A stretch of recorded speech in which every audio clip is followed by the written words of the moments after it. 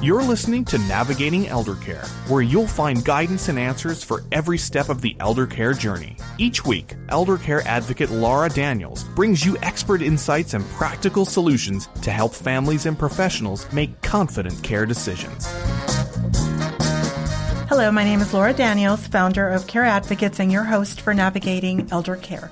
For years, I have been helping families, medical providers, doctors, social workers, case managers, nurses find the right solutions for seniors in transition, whether that is after a hospital stay, a rehabilitation stay, or when care needs at home have changed. We assist in finding the right care options. I started this work because I saw how overwhelming and confusing the elder care process can be. And I wanted to be a guide and a resource for families and for professionals. Each week on Navigating Elder Care, we tackle the real questions and challenges that families and providers are facing during a care transition. In my business and in my work at Care Advocates, we walk alongside families every step of the way. We meet with families, clients, and providers to create a customized care plan when someone is needing assistance, care assistance with changing, toileting, bathing, transfers, mobility. We provide options such as residential care homes, assisted living communities, memory care communities, or care in the home. We advocate, guide, and educate throughout the entire process. But most importantly, we provide ongoing solutions and support. The care journey should never feel overwhelming. It should feel guided, supported, and understood. Welcome back to Navigating Elder Care. I am your host, Laura Daniels, and in today's episode, we are going to talk about assisted living communities, specifically a smaller assisted living setting. When we talk about assisted living, it's such an emotional decision that families face in choosing the right assisted living place, community. There are so many options from smaller communities to small residential home-style settings. But at the heart of it all, what families really are looking for is that peace of mind, that safety, attention, and genuine care. And today I'm joined by Jimmy Caldwell, owner of Imagine Wellness. It is a beautiful 16-bed residential care community in San Antonio. I'm excited to have him here today. There is one thing that we have in common, that we share, and that is that passion and that love for older adults. Jimmy, thank you for being here. Thank you so much, Laura, for having me. So let's start at the beginning. Jimmy, what inspired you to open this beautiful 16-bed, smaller, boutique-style assisted living community versus something larger? Well, and I get this question a lot, and some of the families that come in to tour, they'll ask me, and I wish I could say I was a nurse or a doctor or some sort of medical background. I have absolutely zero medical background. And so, but like most good things in life, you kind of stumble into it, and I did about 10 years ago. I was working for the city of San Antonio at the time. I've got a business background. I've got multiple degrees and master's degrees, but nothing clinical. It was in 2015, like I said, that I had just graduated from Bible college, and I was asked to come back and teach by the faculty. And in Bible college, I met a student that was doing assisted living, caring for seniors directly in his home. And I thought it was the most amazing thing. I had never even known it was out there. And the more he shared with me about it, the more engaged I became, to the point where it was deep. It was something inside of me was compelling me to this industry. So fast forward, in 2018, I was approached by someone from our church that was very interested in assisted living. My wife is a real estate agent, and so she asked if I could show her some properties that she could use for residential real estate assisted living. And I showed her a property that I was personally interested in at the time, but it was way over my budget. It was a brand new build. The owners literally wanted to get it licensed and then sell it, which is what they did. But it was a beautiful home with 16 private rooms, just under 8,000 square feet. It was nestled in a neighborhood. And so the lady that I was showing the property to immediately fell in love with the home. And then, to make a very long story short, she ends up hiring me as a consultant to build the business plan to get her into the home, but then eventually asked me to become her business partner. So the rest is history. That's how we got started. Most people get into the industry slow, maybe with 3 residents. We went from 0 to 16 with the help of a business partner. Jimmy, how does your personal story, your background, how does that connect to the way that you run Imagine Wellness? You know, I believe everything happens for a reason. And like I said, 10 years ago, I didn't know anything about this industry, but I believe there were several influences in my life. One was my military background. I come from a family of military. I was in the Air Force for 4 years right out of college. And, in the Air Force, our core values are service before self and excellence in everything we do. And those values became part of who I am and definitely how I run my business today. When we first launched, we worked tirelessly. I mean, we did not work by the clock. We worked until we got the job done for that day. And sometimes the only day I would take off was Sundays. It was absolutely exhausting, but it was so fulfilling because you got to see people's lives turn around for the better. Mm-hmm. And secondly, I would say my business partners, they've had a lot to do with how we operate the home today. They operate a functional medicine clinic in the Stone Oak area. And they're very, very successful, but they don't treat their patients like normal health practitioners. They are a functional holistic medicine, which means they approach issues from a root cause and not from symptoms. So that philosophy we've adopted at our home. So we're not big into prescribing a bunch of medications. We want to understand first what's causing the pain, what's causing the insomnia. Is it a hormone deficiency? Is it adrenals? We look at those things first through labs and things we have access to, and then we develop protocols from there. Yeah, no, and I think I met you 7-8 years ago, and you spoke about passion, love, and you being there all the time in the care. And I've seen you work that way the entire 7-8 years I've been in your home and toured and have known you. So I thank you for that. What you do is amazing. Jimmy, one of the biggest differences in a small community is the staffing ratio. Mm-hmm. I want you to share what that looks like at Imagine Wellness and how it impacts the daily life and care for the residents that you take care of. It has a huge impact, and since we've opened in 2019, we've consistently been over 90% occupancy, which means we're busy. But when we're full, it does allow us to keep a strong staffing of caregivers. Right now, we're at 1 caregiver for every 4 residents, which is fantastic. It allows us to give a lot of personalized attention.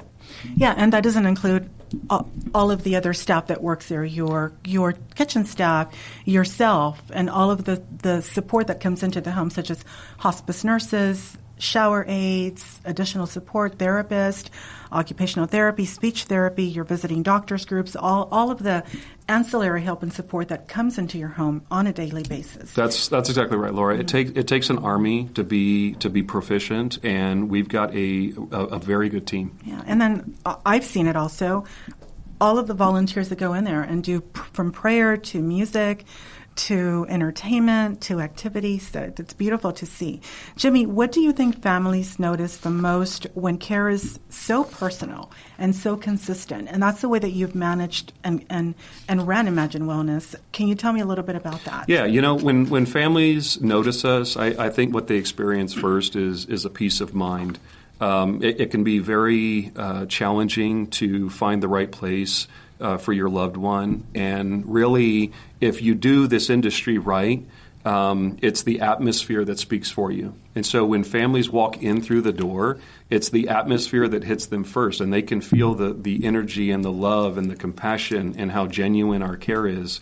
And when I bring families in for tours, I show them our staffing wall, and they're going to see all of our staff and what their roles and responsibilities are, how long they've been working for us. And there's consistency there because I'm not changing that out often. It's the same staff. They've been with us for years. They love being there. And so that consistency is very, very important for families to see. And I love that when I walk into your home, your 16-bed, just having that visual of who has been there consistently. It's beautiful to see. Jimmy, what makes life in a small 16-bed residential home like Imagine Wellness different from a large assisted living, like those big corporate assisted living? What makes you different? You know, Laura, I would say both are needed. I would say we have our place, our solution that we've solved for problems, but I would say the larger facilities have theirs. I would say about 80+% of our residents right now come from the larger assisted living. And really the difference is that when you come to a smaller community like mine, it feels more like family. I mean, by this time, the residents are not as active, they're not as independent, they need more care. And at this point, that's exactly what they want. They're not able to interact with each other as much, so it's really the caregivers that they get interaction from. And so when you replace that with a family, it has a lot to do because they need more personal need and care at that point. And I love what you said, that there's a place for both, you know, and in what I do in placement, I have to look at everything. I have to look at the location, the care needs, what are their emotional, psychosocial needs. If it's someone that's needing very little care, they're walking around with a walker and a cane and they want that happy hour, they want to get on that shuttle, go to the winery, go to the Olive Garden with friends, then I'm going to look at a big assisted living. That's right. But as a registered nurse, when I look at a family and I'm at bedside, when care becomes so important and they're having multiple falls and they need assistance with almost everything, that's when you come into play, when something smaller is the best option for that family and that resident. Yep. It absolutely allows us to be more flexible, more responsive. We have more care on hand. If someone's having a tough day and needs to sit outside, we can adapt in that moment. There's no red tape. We're not waiting for permission. It's just genuine individualized care. Jimmy, when families walk in and look at your home and they want to see Imagine Wellness on a tour, what are they feeling? And how do you build that trust and communication when they walk into your door? Yeah, I mean, it really just depends because, you know, like we said earlier, some people are coming from a larger community down to a smaller community, so they already know what they're looking for. They already know what mom needs that she wasn't getting at the previous location. So they tend to know exactly the right questions to ask. They're asking for care to staffing ratios. They're asking for meals. Those can be some of those challenging tours because you have to stay on your toes. You have to know how to address those issues. But they know what they want. And so they're really driving. But in other cases where families are coming from their homes and mom or dad are no longer able to remain there and now they need care, this is much different because now you're dealing with someone that really is stepping into the world of unknown. And they're balancing all kinds of things. You know, they're there representing other family members, wondering what mom or dad is going to say when they find out we're looking at a home for them. I mean, you can just see it in their eyes. There's a ton of emotion. It's a roller coaster. It can be very, very difficult. And then, you know, they're looking for a place. Some of them need to place within a matter of days. Every situation is different, but you just have to level with them and meet them where they're at, right? That's the most important thing. Jimmy, I want you to share a story, and I know you have so many. A story of a resident who really blossomed after they moved in, maybe someone that reminds you of why you do what you do.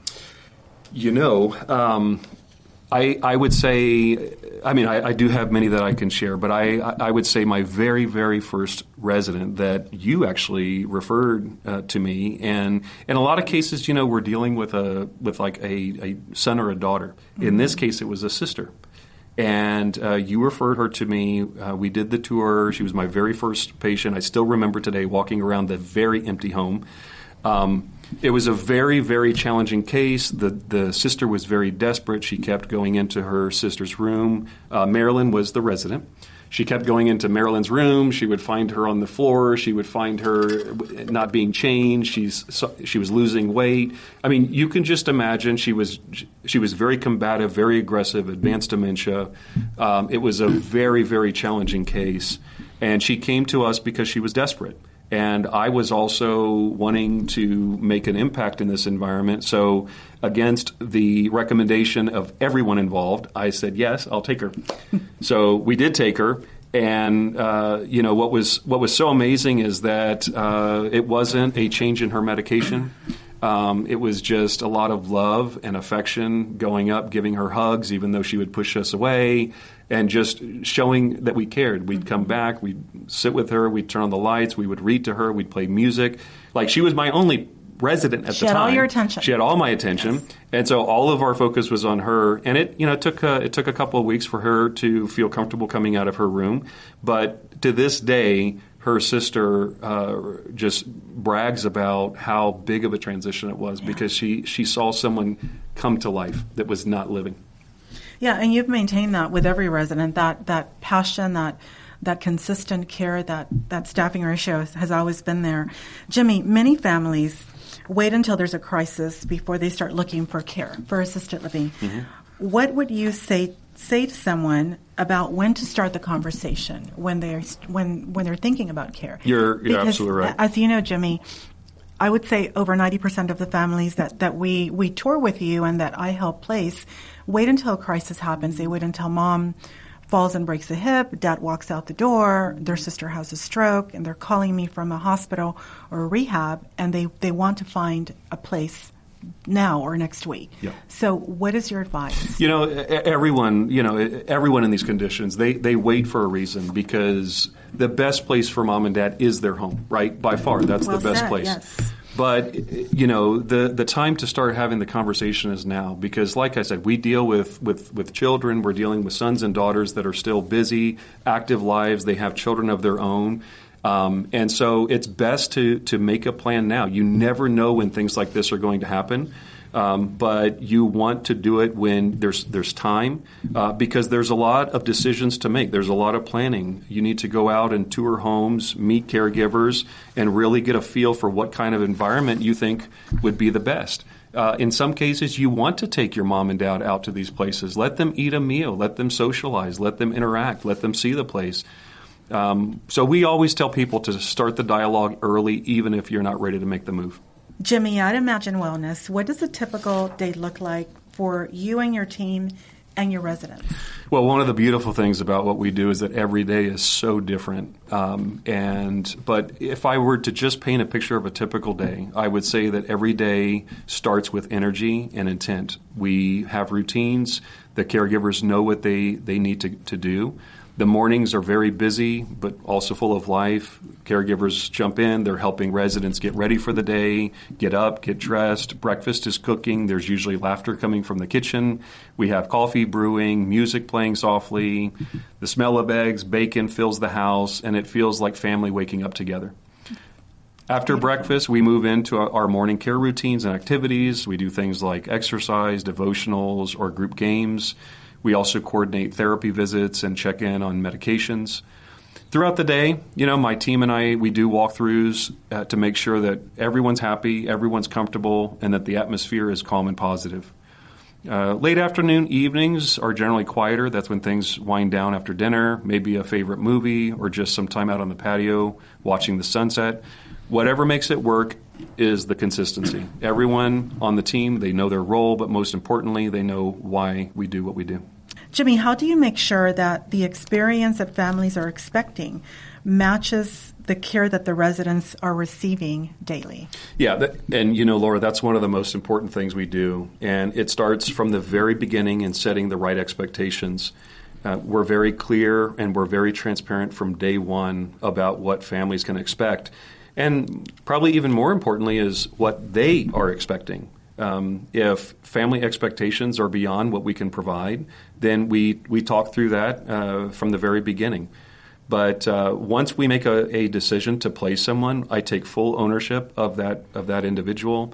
And we've got our daily team huddles with caregivers where we share updates about residents. And I'm not just talking medical notes. I'm also talking about personal things, too. I mean, maybe someone didn't sleep well, or maybe they had a great conversation that lifted their spirits. Those small details help us keep our care very consistent, but also personal. I would also say we stay in close communication with each of the families. Some families here are local, but others are in California. They're not local. So if something changes, big or small, we have to reach out. And we don't just call when there's a problem. We call to share the good moments too, a smile, a major milestone reached, a funny story. So it's the combination of clear communication, transparency, and a heart that make sure what families feel during the tour, that sense of peace and trust continues every day while they're with us. And I've seen that firsthand. Not only are you meeting all of their care needs or medical needs, but their emotional and psychosocial needs, Jimmy. I moved so many people into your beautiful home. A few that come to mind is that he was a CEO for a company we cannot name, and he played an instrument. Do you remember? And you accommodated that. Yes. He played for the residents. That was just so beautiful to watch. Yep. I've had multiple residents come in playing various forms of instruments. He was the trumpet player. I've also had a woman that brought in her Steinway piano, which was a beautiful thing. And then the next one that comes to mind is somebody I moved in. He was a big rock collector. And I remember we went to meet him at he came from a huge assisted living community. Yes. And he had shelves and shelves and cases. What do you call those cases? Displays. There you go, displays of hundreds and thousands of rocks. Yes. And I'm like, Jimmy, is there any way you can just make room for just one little shelf? And what did you do? You brought in... I brought in all of them. All of them. Yeah. And I mean, rocks are my vulnerability. I've loved rocks from a very young age. But yes, that's another example of someone that we allowed to bring his hobby into the home. I remember the daughter was in tears when I said, he may be able to do a shelf. And when I told her you were going to bring in the displays, she was in tears. And that's your heart, your passion, your love is not only meeting what the care needs are, and you do it so well, but also that personal touch, because we all have something that we love that we want to bring with us into our next home. Yes, right? Absolutely. Thank you. Jimmy, what do you wish every family knew about the kind of life their loved one can have in a small, caring home like Imagine Wellness, a 16-bed? You know, I really wish every family could see how much living still happens here. You know, in a small home, there's laughter, there's conversations, there's connections happening every day.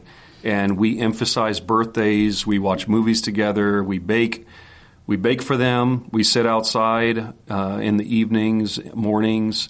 But our residents, they form friendships and they feel seen. They have caregivers who know their favorite meals. They notice if they're having an off day. And that's very important because we want everyone that comes into our home to have a sense of belonging because that's what brings peace and happiness that you really can't put a price on. Yeah, no, it's beautiful. Jimmy, you have seen so many residents flourish once they move in, and so many families that still, they call me and they mention you, and now they're looking for someone else. But you leave a lasting impact on families. What is that one story or that moment that still makes you think, this is why I do what I do? Yeah, and everyone that comes into my home, I take this same approach with, because it's not a one-size-fits-all solution. I can't continue to care for this resident like I would care for a new resident that comes in. You have to get to know their history, their struggles, their needs. You have to get to understand that what they really want at the end of the day, whether it's dementia or Parkinson's, is they want to be seen, they want to be loved, and they want to be given the chance to blossom. Mm-hmm. So I enjoy gardening. If I could use an example from gardening, it's like a plant. I mean, some plants, they thrive in sunlight, and others thrive in shade. Some residents want to be out in the communities. Some want to be in their room. But it doesn't matter. At the end of the day, our job isn't to force them to grow. It's to create the right environment for it. And when we do that with the patience and care, then the beauty that's inside of them emerges. Jimmy, I thank you so much for being here with me today and for sharing your passion, your love that we both share for older adults and for assisted living. How can families reach you or get a hold of you? Yeah, sure. The best way, they can always reach me by cell, which is 210-908-8300. Or you can go to our website. It's imaginewellnessassistedliving.com. Thank you. And for families listening, I encourage you to explore assisted living before a crisis happens. You can reach out to Jimmy. He may not be the right fit for you, but he can be a resource and give you so much information about assisted living. Remember that planning ahead is not just about preparing for future care needs.